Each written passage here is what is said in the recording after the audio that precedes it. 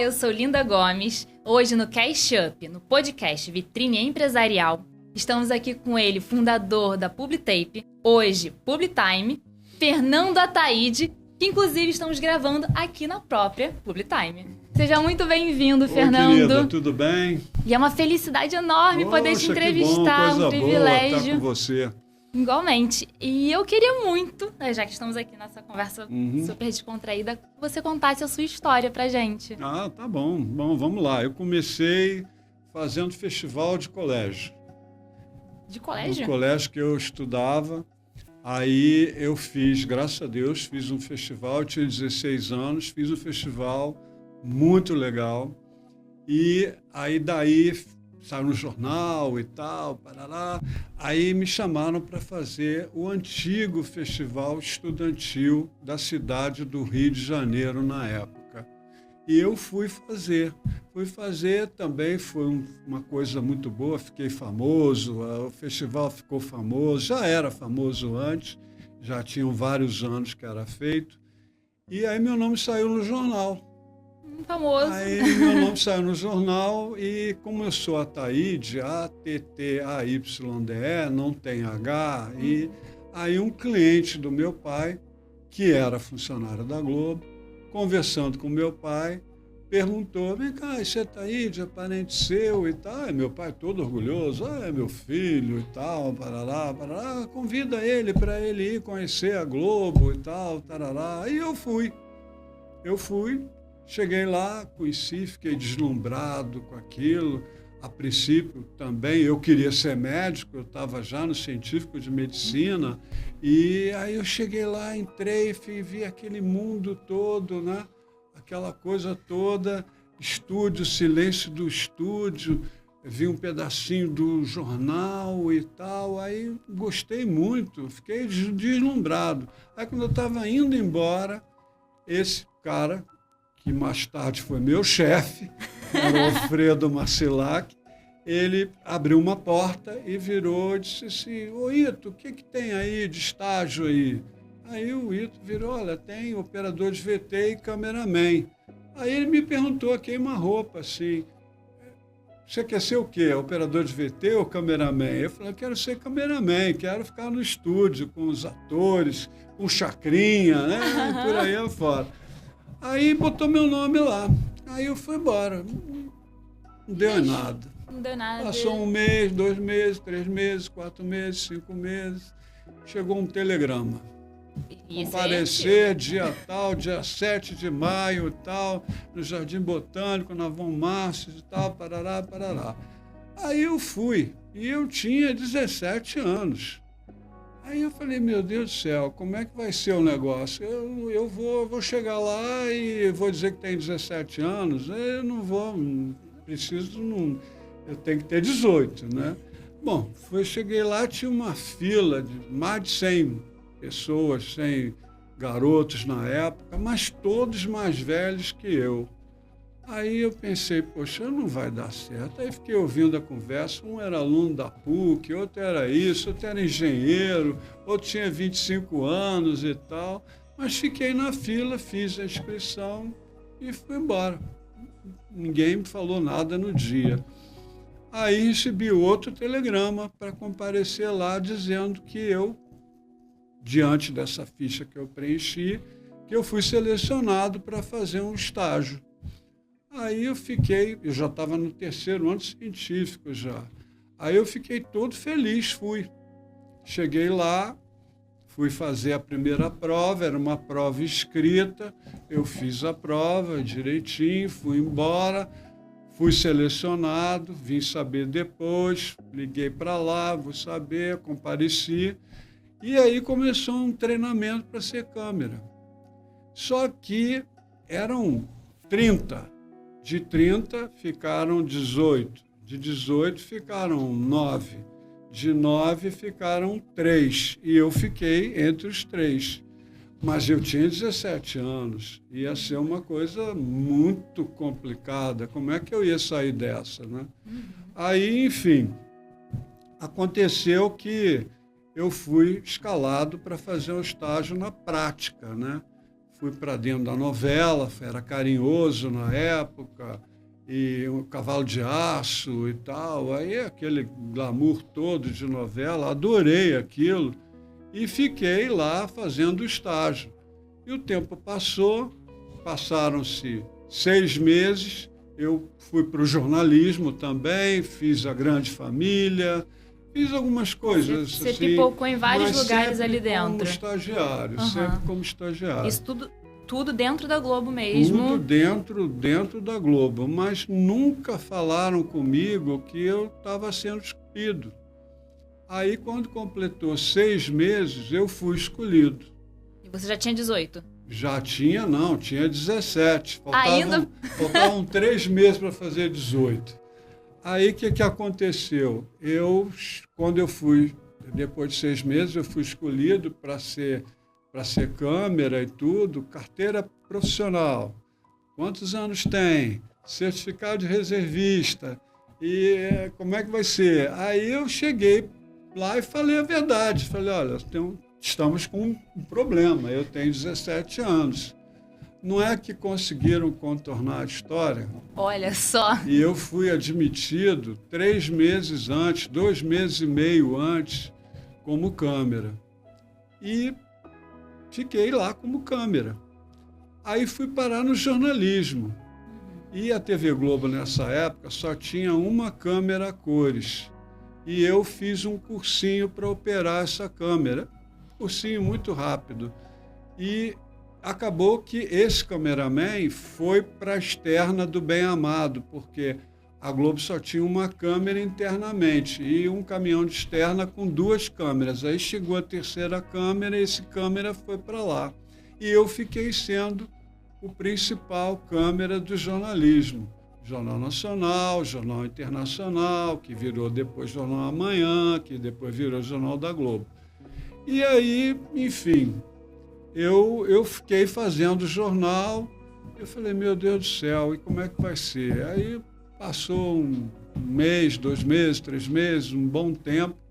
Eu falei que eu vou ser diretor de imagem. Aí tu migrou. Aí minha cabeça virou, mas todo mundo dizia para mim, você não tem a mínima chance de ser diretor de imagem, porque diretor de imagem tem que ter 10 anos de casa, tem que ter um conhecimento muito grande. A TV Globo só tem 7 diretores de imagem. Como é que eu ia ser? E eu ficava olhando lá como é que o diretor de imagem do jornal hoje fazia, né? De vez em quando, assim, isso já com 8 meses de televisão. Aí eu fiquei olhando, ficava olhando, ficava olhando. Aí um dia ele deixou eu fazer um jornalzinho da tarde, curtinho, de 2 minutos, Globo em 2 minutos. Aí eu fiz. Aí o pessoal da engenharia viu, me chamou a atenção, não pode fazer, você não tem a mínima condição de ser diretor de imagem, desiste dessa ideia e tal. Conclusão, eu fiquei fazendo, fui chamado a atenção pela 2ª vez, na 3ª vez eu fui chamado a atenção por escrito. Você não podia fazer? Não podia fazer. E o discurso era sempre o mesmo. Você tem 18 anos, 19 anos, eu já tinha 19 anos nessa época, aí não vai dar certo, não pode, vamos ter problemas com os outros câmeras, os outros operadores de VT, com os outros produtores, você é muito jovem e tal. E aí eu fui ficando triste. E a minha vontade de ser diretor de imagem foi passando. E aí você desistiu? Não desisti. Continuei lá, olhando, mesmo tendo sido chamado a atenção por escrito. Aí, enfim, testaram um outro que era da Tupi, muito famoso, testaram um outro cameraman antigo, testaram um supervisor de operações, muito talentoso também, mas ninguém conseguia fazer o jornal. O jornal era uma coisa muito complicada, muita loucura. Trocavam página, e, enfim, a editora-chefe Alice Maria trocava página, o Silvio Júlio, editor-chefe do Hoje, trocava página, todo mundo trocava página. E eu fiquei lá olhando e tal, mas não podia botar, não tinha como, não podia botar a mão na mesa, né? Na mesa de corte. Aí um belo dia eu estava lá no contra-cheque e me tiraram da fila e vem comigo, vem comigo, vem comigo. Eu fui, quando chegou lá, o diretor de imagem do Jornal Hoje não estava. E eu fui fazer o Jornal Hoje. Eu tive a minha estreia.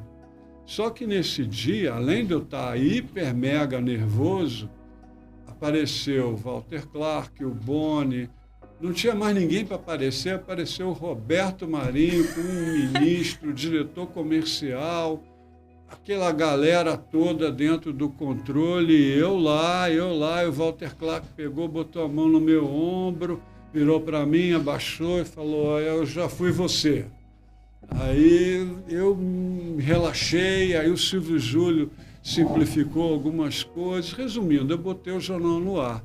Quando terminou o jornal, eu virei diretor de imagem. Aí eu tinha 19 anos, não tinha nem 20 anos, e foi assim, meu salário triplicou, quadruplicou, foi uma coisa muito emocionante. E eu fiquei como diretor de imagem na Globo quase 5 anos. Eu fiz Jornal Nacional, fiz Jornal da Globo, fiz Jornal Hoje, Jornal da Globo, que hoje é o Jornal da Globo, fiz o Fantástico, fiquei o tempo todo fazendo Fantástico, porque o Fantástico tinha 4, 5 entradas ao vivo do jornalismo.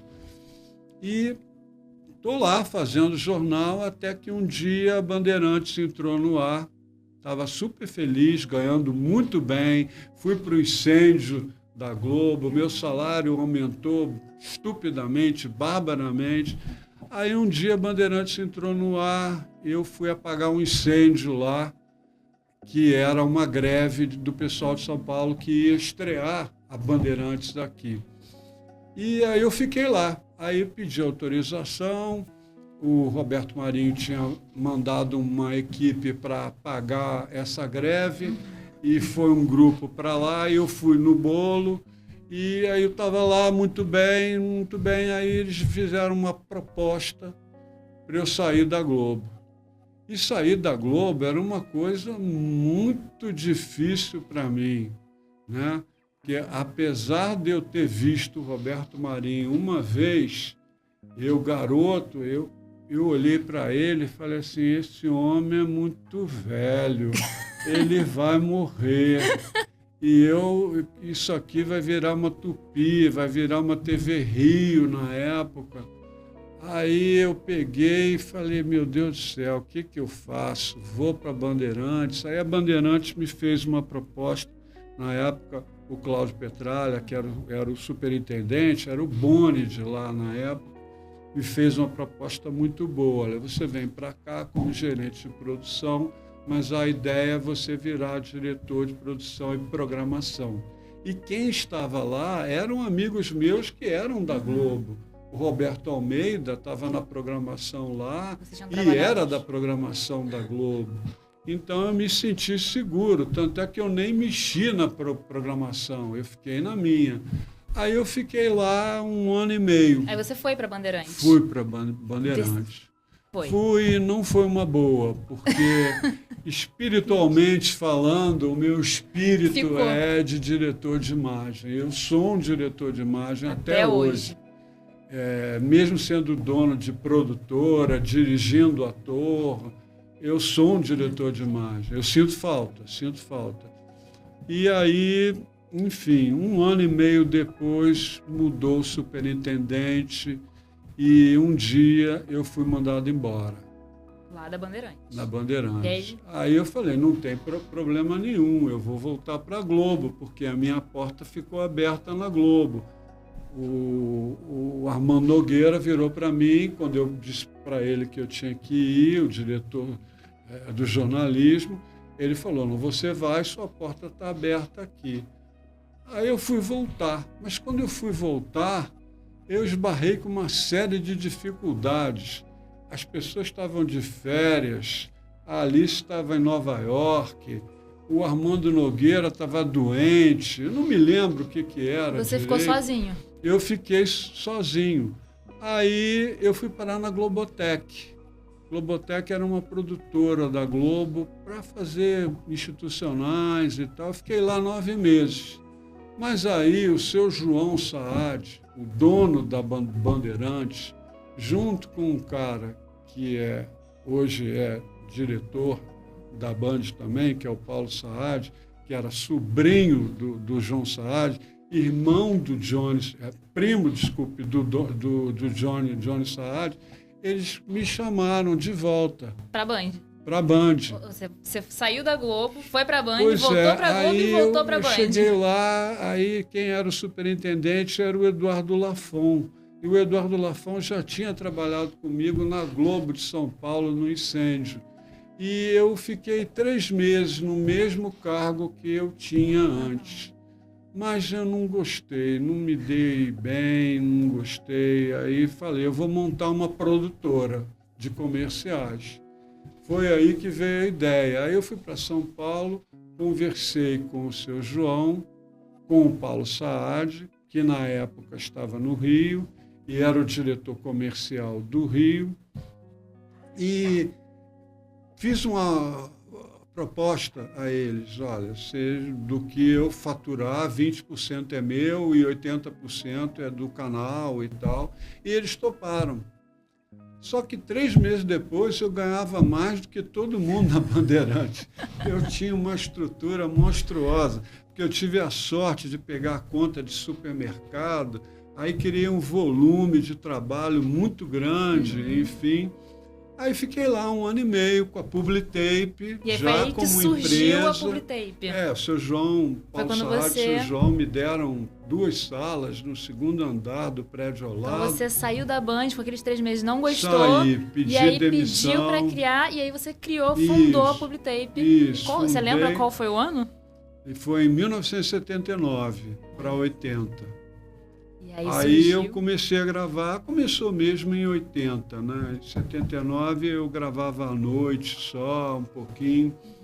Aí eu montei a estrutura toda de assistente de estúdios, de assistente de produção, de diretores, enfim. E eu dirigi algumas coisas e tal. Eu trouxe gente da Globo, eu trouxe o Franklin Toledo, que mais tarde virou diretor do esporte, eu trouxe o Zé Carlos Viana, que ficou durante anos como diretor de imagem do Jornal Nacional, trouxe esse pessoal para me ajudar lá.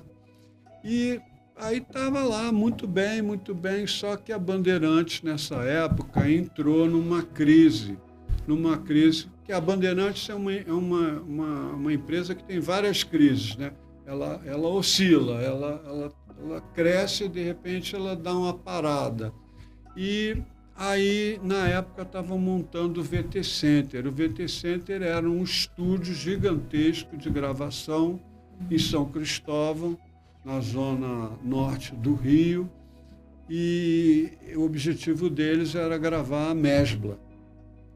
E a Mesbla era um volume de comerciais absurdo. E eu fui para lá para ocupar o horário da manhã e levei todos os meus clientes para lá. E comecei a gravar lá. Aí o tempo foi passando, comprei a primeira câmera, comprei o primeiro VT, inclusive a câmera está aqui, exposta, velhinha, que é de 1981 e não funciona mais, mas está aí, certinha. E aí eu comecei essa estrutura toda, muito comercial de varejo, muito mesmo, fiz muito supermercado, fiz Francisco Xavier Imóveis com a Xuxa, antes dela virar Xuxa. Quer dizer, criei esse volume todo e foi crescendo. Eu estava no Jardim Botânico, aluguei uma sala ao lado, daqui a pouco aluguei outra, aí fiz uma sala grande, fiz um estúdio, comecei a gravar as minhas coisas e editar as minhas coisas dentro da Publitape, enfim. E aí a minha vida fluiu. Eu cresci, comecei a dirigir ator, né? Eu não tinha muita experiência no início de dirigir ator, mas, em compensação, eu vi muitos diretores da Globo Walter Campos, Regis Cardoso, Walter Avancini, vi essa turma toda dirigindo, Reinaldo Buri, vi esse tal. Então, eu peguei o jeito, a maneira de falar, o que eles observavam, o que não observavam. Incrivelmente, eu consegui pegar esse jeito, né? E aí, enfim, aí a empresa foi crescendo. As ilhas de edição e câmeras de estúdio custavam muito caro e você não podia comprar nada legal porque não podia, tinha que ter registro no Dentel, era o governo militar, enfim, era uma coisa muito confusa mesmo. E eu comprei esse mesmo, fui mandando ver, fui crescendo, peguei todas as crises que você possa pensar, desde o plano cruzado até hoje, a última crise foi o Covid. Que não conseguiu te derrubar. Não, tá aí não firme, conseguiu. forte. Mas o Covid me abalou muito mesmo. Isso aí eu acho que não foi só, foram todos, muito. né? Eu fiquei muito, eu sofri muito de ver a empresa parada e tal, porque no plano cruzado a gente parou 3 meses. No Covid a gente parou 1 ano e meio. Né? Não tinha nada, os cinemas fechados, a locomotiva da Publitape passou a ser os cinemas, distribuidoras de filme, Disney, Warner, Fox, todas elas, Paramount, todas. Netflix, que eu cheguei a fazer também. E aí, enfim. E aí tem história para não acabar mais. Tem que... E eu tenho certeza que tem algumas curiosidades lá da época da Globo que você não contou pra gente ainda e eu gostaria de saber. Tem histórias. Eu acho que tem que estar assistindo também. Tem histórias engraçadas, inclusive, pegadinhas com Cid Moreira, né? Um cara que me ajudou muito pelo lado pessoal, como jovem e tudo, garoto, foi o Chapelain. Chapelain foi assim um mestre para mim. Ele tinha 30 e poucos anos, eu tinha 20, ele me dava conselhos assim extremamente proveitosos. Eu sou muito grato a ele. Agora, eu construí grandes amigos, né? Mauro Richter, essa turma toda, o próprio Armando Augusto, essa turma toda me ajudou bastante, né? Criei grandes amizades, né? Você ter uma ideia, eu sou amigo até hoje de um cara que é dono de uma empresa que produz baterias de câmera e ele é um engenheiro mais velho que eu. Ele foi meu operador de VT quando eu era diretor de imagem, né? O Mauro Richter era o editor de VT do meu jornal, junto com o Fernando Guimarães, junto com uma turma boa, sabe? E eu trabalhei com um editor-chefe na Globo chamado Carlos Castilho, que, para mim, foi um grande cara também. Foi com ele que eu inventei o final do jornal mudo, quando alguém morre. Quando alguém morre, o jornal termina mudo. No dia que eu inventei isso e ele topou a ideia, eu quase fui massacrado. Vai tirar a emissora do ar, vai tirar a rede do ar e tal, porque o jornal não pode acabar mudo. E eu não avisei ninguém. Então, os coordenadores de horário ficaram enlouquecidos, né? Mas eu tenho histórias, enfim. E quando aconteceu o Jornal Mudo, como é que foi? O Jornal Mudo foi um tal de coordenador de emissora de São Paulo telefonar, ameaçar tirar a rede do ar, o controle mestre do Rio, que o controle mestre do Rio era o controle mestre da rede. Hoje em dia, a rede tem um controle mestre. Hoje em dia, é tudo automatizado, né? Enfim, mas eu tenho histórias assim... engraçadas, né? Se quiser compartilhar, fica à vontade. Uma que Cid Moreira, fiz pegadinhas com ele, assim, históricas. Eu gravei Ibrahim Suede, olha só. Eu era garoto, eu era câmera quando ele estava lá na Globo. junto com o Renato Laranjeiras, que foi aquele cara gordão do Faustão, que tinha um bigode grandão. Aquele cara aprontava com o Ibrahim. Pegava carvão, raspava o carvão para jogar na calça branca dele. Coisas assim, bobagens, né, que a gente se divertia e distraía em relação a tudo. Basicamente é isso, até chegar aos dias de hoje, né? Uhum. E aí você tá hoje, né, aqui é a Publitime, mas era Publitape. A gente acabou mudando de nome por uma necessidade, né? O nome ficou um pouco defasado, apesar que Coca-Cola não mudou o nome, mas aí fica Publitape, não existe mais fita, e aí quem é jovem pode dizer, não vou gravar com a Publitape, que é Publitape é fita ainda, sei lá, podem inventar milhões de coisas. A gente se renovou, a gente tá além do tempo, né? Por isso que é Publitime, então a gente vai... Aí, enfim... E você está aqui... Eu trouxe algumas pessoas para cá, trouxe o Tadeu Vivas, enfim, a gente sempre tem que trazer pessoas de fora, né? Se bem que quem trabalha comigo mesmo, eu estou muito satisfeito, muito mesmo, muito. Eu tenho o Anilceia, tenho o Greco, tenho o Marquinho, tenho pessoas que estão ao meu lado, E tenho pessoas que gravam comigo, que eu gosto muito, que eu confio no trabalho e que eu confio como pessoa, inclusive você. Eu fico agradecida e emocionada também. Inclusive, eu fiquei sabendo que aqui na época Publitime, que era Publitape, se iniciou o canal Combate. Isso.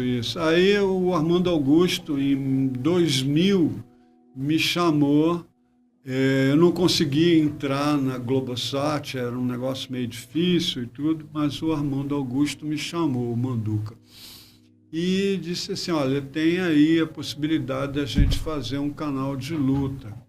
Eu falei, olha, eu não entendo nada de luta e eu não gosto de luta, acho o negócio uma coisa horrível e tudo, e como é que eu vou tomar conta dessa galera toda? Não, você vai tomar conta justamente porque você não entende de luta. Porque você vai passar a entender e vai, com a sua diplomacia, vai conseguir contornar o que pode e o que não pode. E assim a gente começou aqui a produzir, fizemos um cenário. Aí veio Sérgio Maurício, veio Lucas Pereira, veio Paulo Borracha, vieram nomes, veio Joinha, vieram nomes do negócio da luta, que até então eu não conhecia. O Sérgio Maurício estava, na época, na TVE. Hoje o Sérgio Maurício é o narrador oficial da Fórmula 1. O Lucas Pereira está na Record. Então, são pessoas de um talento nominável, né? Eu, particularmente, gosto muito deles, né? Apesar de ter lançado o Galvão Bueno, que o Galvão Bueno trabalhava na Bandeirantes antes de ir para a Globo comigo. Enfim, aí eu montei essa estrutura do combate com essa turma. Criei um programa chamado Ponto Final para o Sérgio. O Lucas Pereira era o cara que narrava as lutas também, além de fazer as cabeças aqui. Enfim, foram surgindo nomes. Tem uma turminha que nasceu aqui, enfim. E eu fico contente, eu tenho essa mania de brincar de Deus, né? Eu pego uma pessoa que não tem experiência, mas que tem vontade e dou uma lapidada nela e boto ela para frente. A maioria das vezes eu me dou bem, às vezes eu me dou mal, crio uns monstrinhos, né? Mas na maioria das vezes eu me dou bem. Com o canal Combate, né, vocês percorreram várias outras emissoras, uma delas foi a Multishow, mais Globosat, que agora é a Modo Viagem, Canal Futura, Canal Brasil. Isso. Não é? Globo Internacional. Isso. Audible da Amazon. Isso. Olha só, entre tantos outros, né? Eu acabei de receber essa colinha aqui, eu tô só O dando uma o nosso olhadinha. último cliente mesmo aí, conhecido, é a Amazon, né? Isso, Eu estou muito feliz com a Amazon. E além das distribuidoras dos grandes cinemas, sim, né, todas, que vocês, praticamente todas. que a Publitime está fazendo Sim, vários a gente trabalhos. continua fazendo os trailers de cinema. Com quase todas? Quase todas. Com muitas, quase muitas, todas, a maioria. Quase todas. Então, isso significa que a gente é um mercado Sim, bem abrangente. sim. E aí, pra gente aqui, pensando nesse mercado, né, como a internet vem modificando, né, o audiovisual? Tá mudando muito, o streaming mudou muito, né? Porque a televisão a cabo está sofrendo um baque muito grande com o streaming. O streaming é uma coisa que é a mesma coisa que você entrar numa locadora de vídeo e encontrar tudo. Porque se você for assinar todos os streams que existem, vai dar mais ou menos a quantia que você pagaria por uma TV a cabo. Então você fica com a opção de escolher aquilo que você quer. Imagina você ter uma estante com todos os DVDs, entre aspas, que foram feitos de tudo, inclusive do que está no ar, né? Porque você pode assistir o que está no ar também. Hoje em dia você tem stream da Record, stream da Bandeirantes, você tem a própria o Globoplay, a própria Globo tem o dela. Então tudo funciona. Isso está ainda mexendo com o mercado todo, com o que tem que mexer. Ainda vai mexer muita coisa. E, inclusive, né, o TikTok, ele tem mais visualizações, né? É tem verdade, mais pessoas do que verdade. os próprios streamings, né? É verdade. Tem o Instagram Se também. você pegar o YouTube, TikTok, só o YouTube, tem horas que o YouTube está com uma audiência maior do que qualquer coisa. Então é uma coisa muito louca, porque Instagram, acontece de tudo, né? E isso tudo mexe com o mercado todo, né? Eu não sei se esses streams todos estão dando lucro, né? Eu ouço que um não está, outro vai dar, e a coisa ainda está um pouco se moldando, né? Mas eu acho que é o futuro, não tem como fugir disso. Não tem como, e a gente tem aqui uma produtora... Não tem como. Você, né, tem uma Publitime Não tem como. está disponível. É muito difícil produzir as coisas no Brasil, né? É muito difícil. O Brasil tem uma carga de impostos muito grande para tudo. É muito difícil mesmo. Mas a gente está lutando e, não sei, vou continuar lutando o resto da vida, né? Enfim, faz parte da minha vida como um todo, né? Então, nesse mundo atual, eu sei que você é um homem de vanguarda e que há 15 anos atrás... Eu tentei. Tentou não, você está conseguindo e... Inclusive, há 15 anos você iniciou a... Fala pra mim, qual foi há 15 anos atrás Há 15 anos atrás eu peguei o nome WTN, Web Television Network. Olha, só não falei que você era um homem de vanguarda? Eu descobri que essa sigla, apesar de ter sido uma sigla muito usada por um canal de notícias de Nova York, ela estava solta, eu podia licenciar ela. E eu licenciei aqui e comprei essa marca no Brasil. No Brasil, esse nome é meu. Aí eu criei essa estrutura, fiz os programas todos, programa de esporte, programa de medicina, programa comidas, receitas, coisas, fogões e tal, parará, criei isso tudo.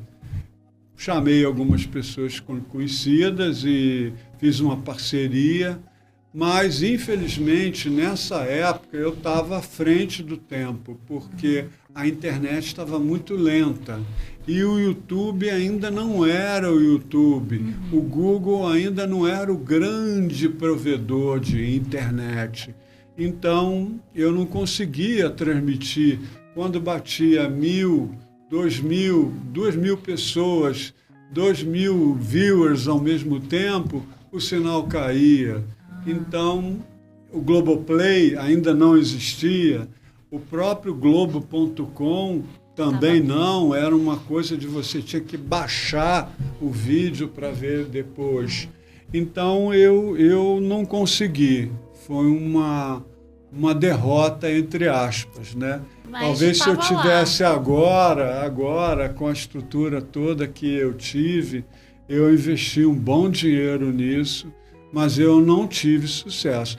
Mas a vida é assim, a vida é... Mas você já estava pensando à frente do seu tempo, sim, já coisa que tava, muitos já ainda estão tava, tendo já dificuldade, né, de já enxergar. tava, já tava Apesar mesmo. do timing não ter sido o melhor, Já a estava. Publitime já estava vendo que o futuro estava chegando de uma forma diferente. Sim.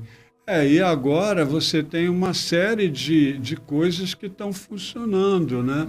Você tem o Instagram, você tem uma quantidade de podcasts muito grande, videocasts, podcasts, tudo funcionando ao mesmo tempo.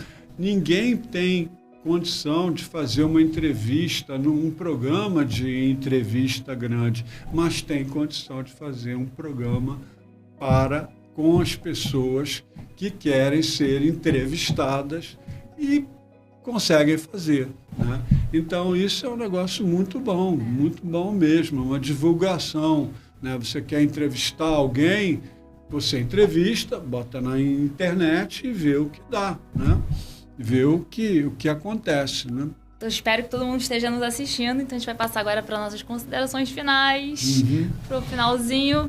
E eu gostaria que você deixasse um recado, uma mensagem legal. Eu entendo pra quem que tá você quer saber. Olhando pra gente, né? Você quer saber o que eu desejo para as pessoas que estão começando hoje, né? Eu acho que todo mundo tem o direito de começar alguma coisa nova. Todo mundo. Eu comecei uma coisa nova. A Publitape foi a primeira produtora independente, não dependia de canal de televisão nenhum, e eu consegui vencer. Então, se eu conseguir isso na minha época, todo mundo tem chance de conseguir. E eu acho que tudo é possível. E, enfim, é só querer, né? É só querer que dá certo. Tá bom? Eu agradeço tanto a sua presença aqui com a gente. Foi um prazer, foi lindo. Foi um prazer conversar com você. Foi um prazer enorme. Um beijo grande. Um beijo grande, um beijo para todo mundo que está assistindo a gente no Cash Up, no Vitrine Empresarial de hoje.